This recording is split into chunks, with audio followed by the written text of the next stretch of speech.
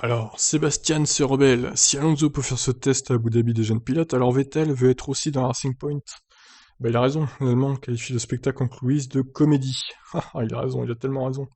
Le test d'Alonso chez Renault ne passe pas aussi du côté de certains pilotes comme Vettel. Otmar Safnauer, le directeur de Racing Point, a clairement critiqué l'équipe française pour ce passe-droit accordé à la FIA, par la FIA, aux pilotes n'ayant pas couru en F1 2020. Et il compte demander une dérogation pour Vettel, qui sera son pilote l'an prochain lorsque Racing Point deviendra Aston Martin F1.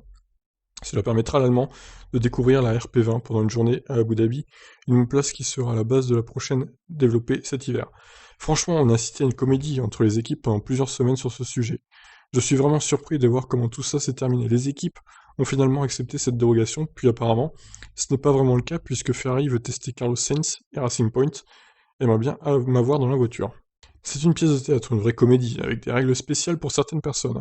Alors je ne sais pas comment cela se finira, mais si un test est possible pour moi avec la Racing Point, bien entendu, que je ne dirai pas non, et cela m'aiderait pour 2021. Il y a trop peu de jours prévus pendant les essais hivernaux, 3 jours, donc un et demi par pilote, pour dire non si je peux rouler. Vettel assure également que Ferrari ne le bloquera pas pour faire ce test, même si son contrat se termine au 31 décembre. Oui, à mon avis, Ferrari, ils sont assez pressés de se débarrasser de Vettel, hein, honnêtement.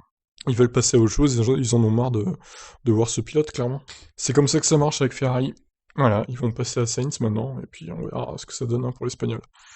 Pour revenir au test, bah effectivement, Alonso, je vois pas pourquoi il aurait le droit et pas les autres, hein, finalement. Il n'y a pas de raison, pourquoi pas Sainz chez Ferrari, du coup, pourquoi pas Vettel chez Racing Point, pourquoi pas Ricciardo chez McLaren aussi, tant qu'on y est, hein.